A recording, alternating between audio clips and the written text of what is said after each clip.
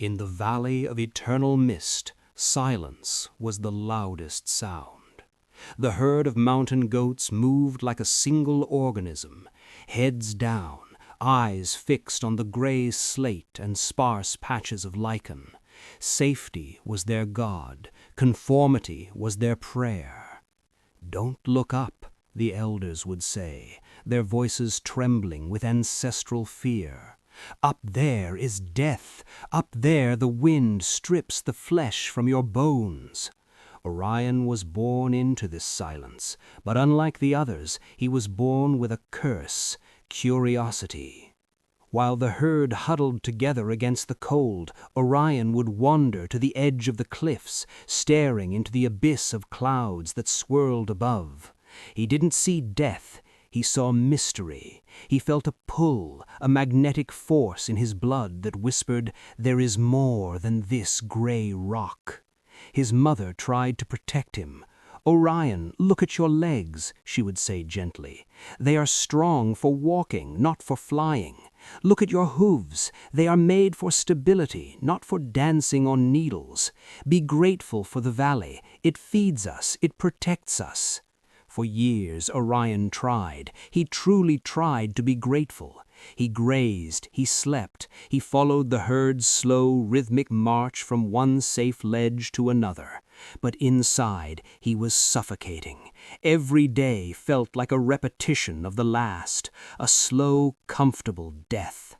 He watched the older goats, their eyes dull, their spirits broken by years of looking down. Is this it? Is this all there is? To eat, sleep, and wait for the end? The turning point came during the great storm. The valley, usually their sanctuary, became a trap. Flash floods surged through the canyons, washing away the easy paths. The herd panicked. They bleated in terror, huddled against the rising water, paralyzed. The elders had no answers. Their wisdom only applied to safety, not to chaos. Orion looked up. Through the driving rain, he saw a narrow, terrifyingly steep ridge leading upward out of the flood zone. It was the path to the forbidden peaks.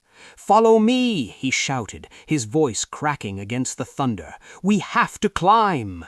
"You're mad," the old alpha spat. "We will be swept away if we move. The rocks are slick." "We'll drown if we stay," Orion roared back. But fear is a heavy anchor. The herd wouldn't move. They chose the familiar danger of the rising water over the unknown danger of the climb. Orion made the hardest choice of his life. He turned his back on them. He scrambled onto the wet rock, his hooves slipping, his heart hammering against his ribs like a trapped bird. The first few meters were agony. The wind screamed in his ears, "You are nothing! Go back! You will fall!" He fell again and again. His knees were raw. His breath came in ragged gasps. He clung to a sliver of rock, suspended over the raging flood below. He could see his herd, tiny dots far beneath him. Some were being washed away. The guilt hit him harder than the wind. "I abandoned them. I am selfish." But then he looked up. A break in the clouds, a single ray of golden light piercing the storm, illuminating a ledge far above. It was dry, it was safe, it was beautiful. Orion realized then that he wasn't climbing just for himself. He was climbing to prove it was possible. He forced his trembling legs to move. He found footholds where there seemed to be none. He learned to trust the balance of his own body, not the safety of numbers. Hours turned into an eternity. The air grew thin, burning his lungs, but with each meter the storm below grew quieter, the chaos of the valley became a distant murmur, and then silence. He pulled himself over the final jagged edge. He collapsed, gasping, but when he opened his eyes, he didn't see gray rock. He saw gold. He was above the storm. The sun was setting, painting the sky in colors no goat in the valley had ever seen. Burning orange, deep violet, blinding white. The air was crisp and clean. He stood up. He felt light. The weight of the herd's expectations, the fear of the elders, the doubt in his own heart, it was all gone. He looked down. The flood was receding. The survivors of his herd were huddled on a lower plateau, safe but miserable, still in the shadow. Orion let out a mighty bleat, a song of victory. It wasn't a cry of distress, it was a song of victory. Some looked up. They saw a silhouette against the sun, a figure standing where no one was supposed to stand. And in that moment, a seed was planted in the minds of the youngest goats. If he can do it, maybe, just maybe.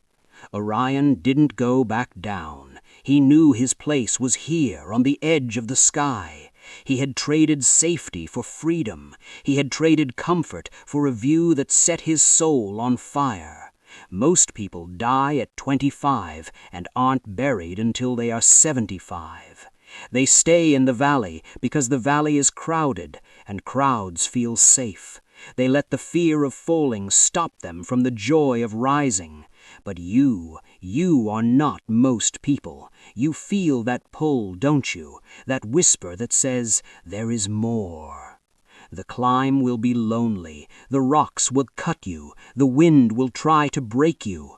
You will slip. You will doubt. You will want to go back to the comfortable numbness of the valley. But keep climbing, because the pain of the ascent is temporary.